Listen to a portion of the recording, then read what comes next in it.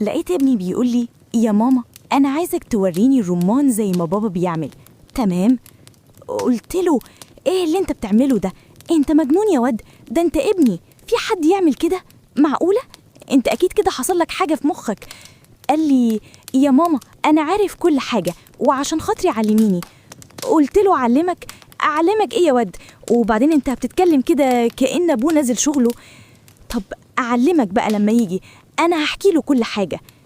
قال لي هتحكي له إيه؟ ما أنا عارف يا ماما إن هو بقاله فترة سايب رمان وسايب البطيخة بتاعتك وإنتي زعلانة منه. قلت له إيه ده؟ هو أنت عرفت الكلام ده كله منين؟ أنت يا واد أنت بتتصنت عليا ولا إيه؟ قال لي أنا؟ لا طبعا يا ماما. وبصراحة كانت كل حركاته غريبة، وأنا دلوقتي بس عرفت الفترة اللي فاتت دي الحاجات اللي ابني كان بيعملها إن هي يعني ما كانتش يعني غصب عنه ولا حاجة، لأ ده أنا كده بقى فهمت كل حاجة. أصل انتوا مش فاهمين، ابني بقاله فترة كده متغير وأنا ما كنتش عارفة أحكي لمين. وبصراحة الواد كل حاجة عنده تشجع أي ست إن هي توافق، وانتم طبعا عمركم ما هتفهموني، أيوة ولا عمركم هتعرفوا قصدي غير لما أحكي لكم كل اللي حصل. وأنا هقول لكم دلوقتي كل اللي حصل وبالتفصيل، لازم أحكي يمكن ألاقي حد يساعدني في مشكلتي. أهلا وسهلا بيكم في قناة حكايات هند. النهاردة معانا حكاية جديدة وأتمنى تعجبكم. لو بتحبوا الحكايات الغريبة والمختلفة ما تنسوش تشتركوا في القناة وتفعلوا الجرس علشان يوصل لكم كل جديد.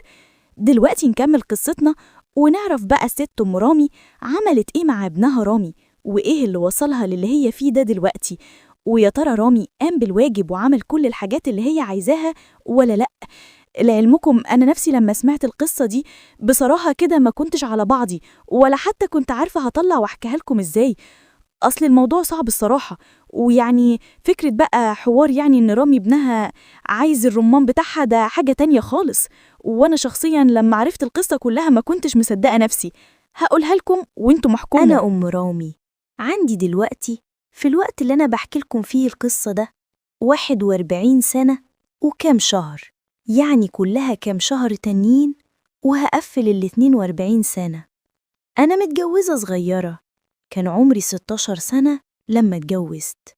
ما كنتش فاهمة أي حاجة في حياتي كلها، وكل اللي كنت فاهماه واللي أمي حكيتولي إن أنا هيبقى يعني في حياتي راجل وأبقى ست بيت، وإن أنا لازم أشوف طلباته وأي حاجة يقولي عليها أقوله حاضر على طول، ولا أسأل هو عايز إيه ولا بيعمل إيه، أقوله حاضر وخلاص. ولما اتجوزت ودخلت بيت جوزي لقيته إنسان طيب بصراحة، وكان بيتعامل معايا حلو جدا جدا جدا، وكان طول الوقت يعني يقولي ده أنا ما شفتش في حلاوتك ولا في جمالك، وإن أنا أحسن ست عنده في حياته كلها، أحسن ست عرفها.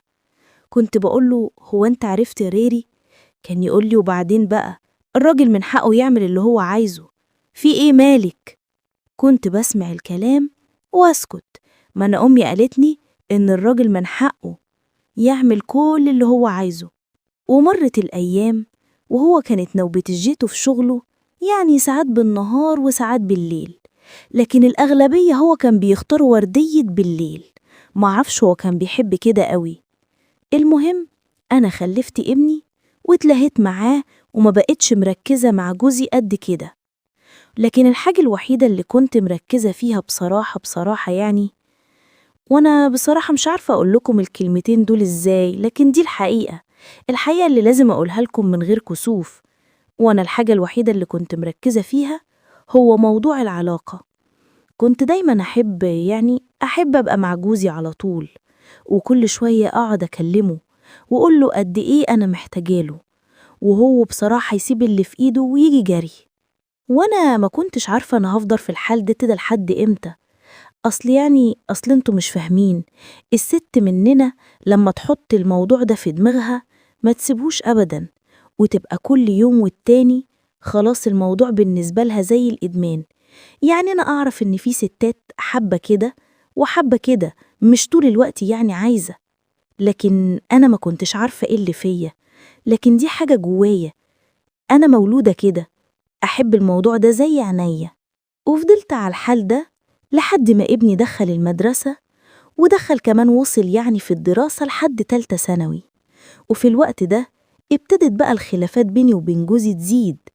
أولاً هو كبر في السن، أصل هو أكبر مني يجي يعني ب16-17 سنة، وطبعاً الموضوع ده أثر معاه كتير.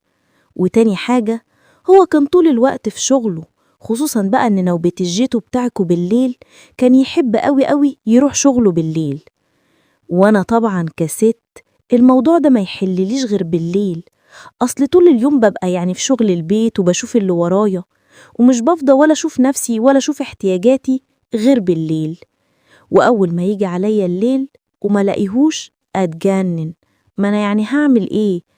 وكنت بصراحة كده لما بيجي بالنهار بشتكيله وبقعد أقوله أنت بقى مش همك حالي خالص. وبصراحة كان بيبقى صوتي عالي، وأكيد يعني ابني كان بيسمع الكلام دوت. وفي يوم من الأيام اتخانقت أنا وجوزي خناقة كبيرة قوي. والخناقة بدأت أول ما جه من الشغل، دخل عشان يصحيني أقوم أعمل له لقمة لكلها. وأنا كنت بصراحة الليل اللي قبليها على آخري منه، ما هو سابني كده ولا عمل أي حاجة الراجل. دخلت أخد دش وقلت له يستناني قبل ما ينزل، لازم أخد حقي. طلعت ما لقيتوش، وكان فاكر إن هو هيجي بالنهار هيلاقي الموضوع عادي جدا. قمت أول ما شفته وجهي يصحيني عشان أحضر له لقمة ياكلها، اتخانقت معاه. قلت له هو أنت جاي تصحيني أعمل لك حاجة تاكلها؟ إزاي اللي أنت بتقوله ده؟ قال لي جرائي مالك؟ قلت له بقى أنا بالليل أقول لك يا راجل استناني هطلع لك، ده أنا ما قعدتش 5 دقايق على بعض أطلع ألاقيك نزلت. طب بقول لك إيه بقى لعلمك، أنا من هنا ورايح مش هيهمني أي حاجة أبدا، وكمان أي حاجة تطلبها مني هقول لك عليها لا. قال لي طب ليه بس كل ده؟ هو أنا كنت عملت إيه يعني؟ أنا كل الموضوع إن أنا يعني كنت مستعجل، وبعدين يعني أنا كده قايم متأخر، فقلت لما أجيلك أبقى أشوف اللي أنت عايزاه كله وأنا عنيا ليكي. هو أنا بتأخر عليكي في حاجة؟ قلت له يا راجل يا راجل، ده أنا معرفتش أنام طول الليل وأنا على سريري كده مش عارفة أنام اللي حصل لي، وأنت ولا بتسأل عني خالص. قال لي طب خلاص ما تزعليش، يلا قومي حضري لنا لقمة ناكلها، وتعالي اقعدي هنا جنبي، وأنا النهاردة هخليكي أسعد ست في الدنيا. وفعلا سمعت كلامه وصدقته، امال ما كنتش هصدق مين؟ دخلت حضرت له لقمة ياكلها، وبعدين خرجت. وأول ما خرجت قعد هو كل شوية يستعجلني في الأكل. وأول ما دخلت بالأكل وأكلته وعملت له كوباية الشاي اللي تعدل دماغه، وبعد كده قمت بقى لبست يعني قميص نوم حلو كده ولونه زي ما هو بيحبه، وكان ماسك كده عليا وما اقولكوش. وبعد كده قلت له ها جاهز؟ قال لي جاهز لايه؟ قلت له للماتش اللي عندنا دلوقتي.